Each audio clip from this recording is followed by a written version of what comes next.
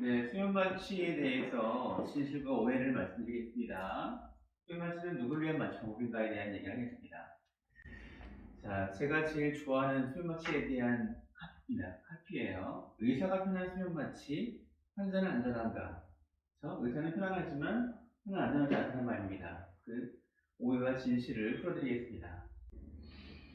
자, 당신의 생명이 결정되는 순간은 얼마일까요? 네, 짧으면 3분, 길면 5분이에요.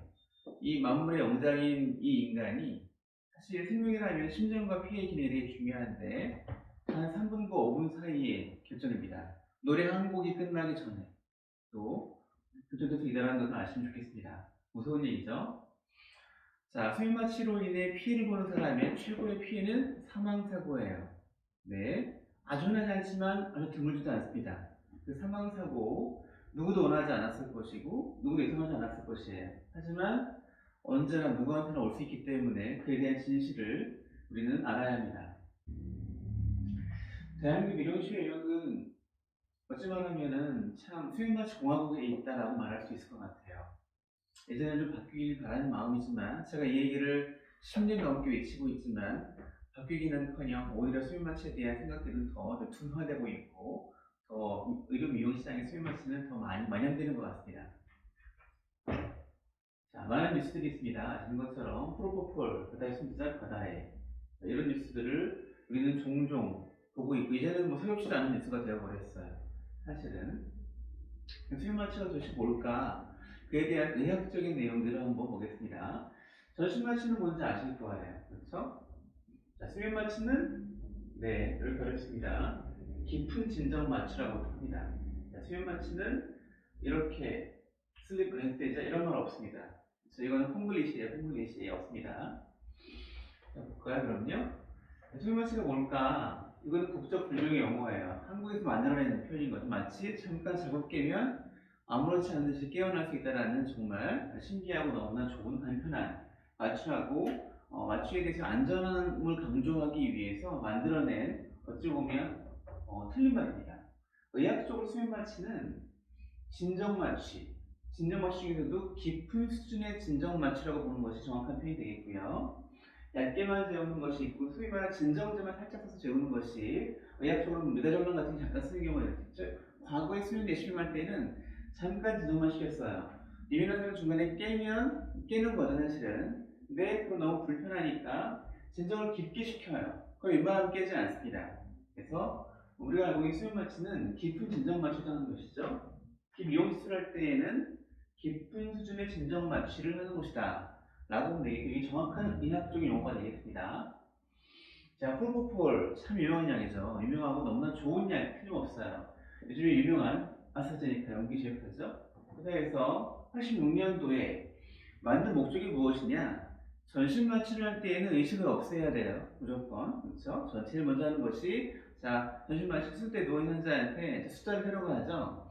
과거에는 10가지 셌어요. 하지만 이 약이 나온 이후부터는 세 가지를 잘 못 씁니다. 즉, 들어가면 거의 몇 초 만에 약이 들어가자마자 의식이 다운되죠. 그래서 통증도 못 느끼고 기억도 못 합니다. 사실은 너무나 효과적인 약이어서 나온 이후부터 가장 많이 사용되고 있습니다. 마취과 여기서는 가장 좋은 약으로 지난 100년간 나온 것 중에 평가받는 약이에요. 너무나 좋은 약이죠. 근데 이 약이 목적이 미용시술할 때 의식을 없애려고 나온 것이 아니라 전신마취할 때 의식을 억제하기 위해서 전신마취 유도하기 위해 만들어진 거다라는 것이죠.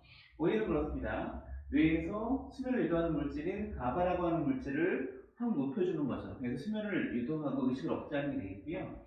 도파민을 조절하는 기능을 마비시켜서 도파민이 높게 유지가 돼요. 도파민 아시는 것처럼 쾌감이나 즐거움이나 같은 상태를 유지시켜주는 것이죠. 때문에 이거는 중독이 가능합니다. 기존에 나와있던 전신마취 유도하는 의식 억제제, 진정제에 비해서는 많은 장점들이 있다는 것은 있지만 중독성도 좀 약해요. 하지만 없는 것이 아니라는 거죠. 그렇게 남용할 정도로 너무나 훌륭하고 좋은 안전하게 아니라는 얘기를 하고 싶은 겁니다. 자, 왜 쓸까요? 환자들은 깨고 나면 처음엔 좀 불편하지만 맞다 보면 깨고 개운해져요. 스트레스 많은 현대 사회에서 너무나 숙면도 취할 수 있고 개운한 느낌이 올 수 있겠죠.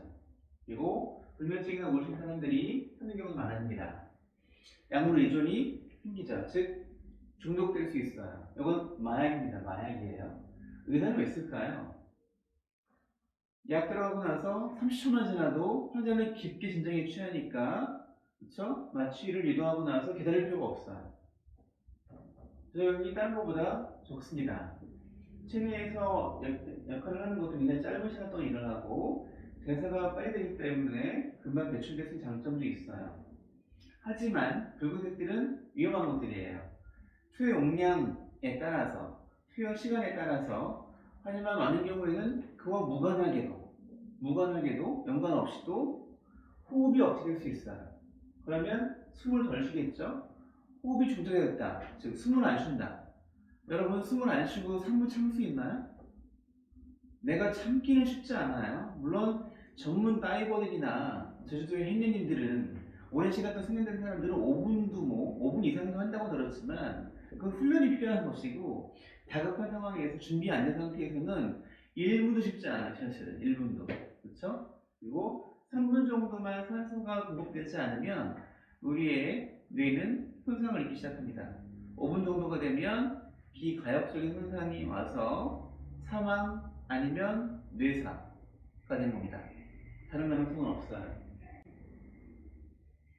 자, 좀 비교해 보겠습니다. 우리가 알고 있는 수면마취, 몹시 안전한 줄 알고 있었던 수면마취가 여기 있고요. 이것이 전신마취가 되겠죠. 그리고 암술이나 흉내술을 할 때 전신마취 합니다. 전신마취는 쉽습니다. 아시는 것처럼 이건 역시 깊은 운동을 하는 거예요. 그죠? 호흡을 어떻게 하느냐?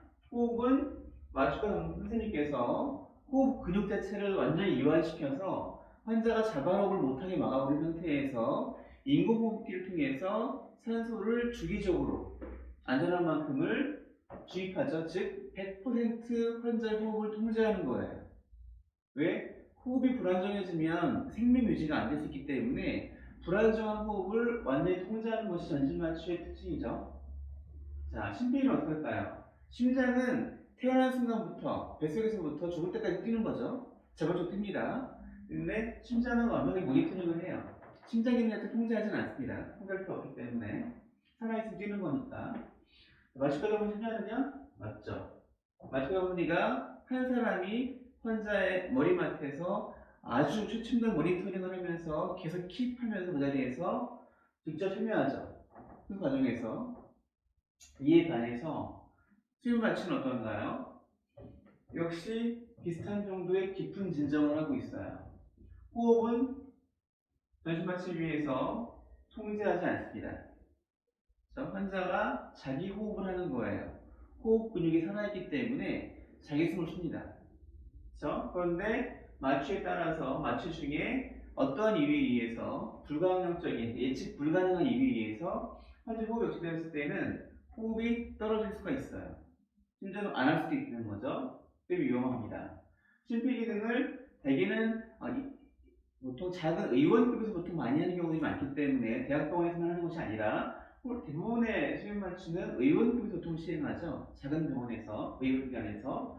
때문에 약식 모니터링을 하죠. 혈압계 정도 있거나 손가락에다가 해서 산소포도를 재는 정도만 하고 있죠. 마취법을 수면하느냐? 그런 경우는 사실은 많지 않습니다. 대한민국에는 마취과 전문의만 수면을 할 수 있다는 법이 없기 때문에 모든 의사들은 할 수 있기 때문에 누구나 할 수 있고 대부분의 1차 의료기관, 의원급에서 미용시술을 할 때는 마취 전문의 있는 경우들이 거의 적죠. 이런 문제가 있습니다. 확인 다른 것이죠. 자, 이건 무슨 얘기냐면 이게 10g의 마취약을 넣는 겁니다. 한 번에 넣을 수 있고요. 이렇게 쪼개서 짧게 넣을 수도 있어요. 보통 프로포폴 수면 마취를 할 때에는 이와 같은 펌프를 씁니다. 자동 주입기를 넣어서 일정한 시간 동안에 일정한 양이 들어가 조절할 수가 있어요. 그런데 중간에 환자가 좀 더 불편해하거나 조금 통증이 많은 것들을 해야 될 때에는 조금 더 주입량을 늘려주게 되겠죠. 하고 있습니다. 하지만 모든 걸 철저하게 통제하거나 조절할 수는 없어요. 하다 보면 환자가 아파하면은 조금 더 양을 더 줄 수도 있고 줄 수도 있죠. 그리고 제일 위험한 건 뭐냐면 프로포폴은 주입량에 비례해서 호흡 억제가 오지 않아요. 예측 가능하지 않다는 게 큰 문제예요. 때문에 누구한테나 올 수 있다는 것이죠. 자, 이런 뉴스들이 꽤 많이 나왔습니다. 수면 마취가 연신 마취 못지않게 위험하다라는 것이죠. 자, 이 논문 중요한 데이터인데요. 자, 5년간이에요. 5년간. 5년간 마취 관련되어서 합의가 되지 않아서 분쟁 중재에 올라갔던 케이스이 100건 넘었는데 여기 봤더니 수면 마취 사고의 90%는 다 프로포폴 때문이었어요. 그렇죠? 그 사고가 이 100이 있으면 거의 105건이니까 거의 뭐 79건쯤 되겠죠? 79건은 사망사고예요. 그렇죠? 왜? 마취 사고는 다 호흡 억제와 연관된 거기 때문에 사망사고입니다. 나머지 22%는 어땠을까요? 22%는 영적인 장애예요. 그럼 뭘까요? 뇌에서죠, 뇌에서. 사실은 그 다음의 가능성은 없는 겁니다. 사람이 이렇게 인간이 이 고귀하고 영장인 인간이 호흡을 안 하게 되면 말한 것처럼 3분만 지나도 진짜 생사에게 놓이게 겁니다. 이 3분간의 시간이 얼마나 빠르게 응급처치를 잘해서 호흡을 다시 재개하느냐의 문제인데 아시다시피 3분이 금방 지나가죠.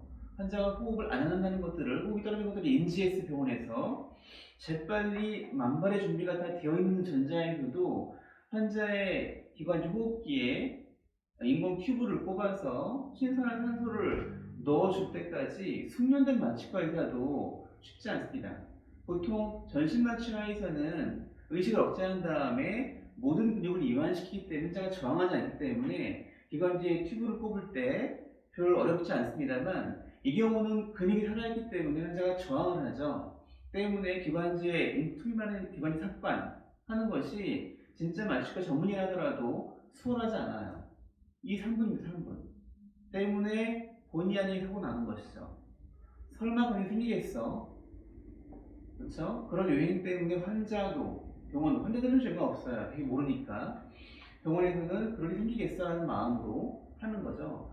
통계에 의하면 전신마취의 위험성, 전신마취를 했을 때 환자가 깨어나지 못할 위험성이나 이런 것들 모두 5만 분의 1 정도로 봐요. 과거의 데이터지만 최근 데이터는 모르겠어요. 수면마취는 어떨까요, 그러면? 전신마취 비교했을 때 훨씬 더 위험하죠. 취약해요. 위험해. 수면마취 보통 2만에서 2만 5천 명 중에 1명 정도가 위험에 처할 수 있어요. 2배 이상이죠. 사실은. 그렇습니다. 자, 이게 이미 공식 데이터예요. 5년 전입니다. 6년 전 데이터입니다. 지금은 더 적을까요? 많을까요? 더 늘었지, 줄지 않았습니다. 왜? 본격적으로 미용실들이 만연되기 시작한 게 이 시기이기 때문에 훨씬 더 많이 늘었을 겁니다. 줄지 않았을 겁니다.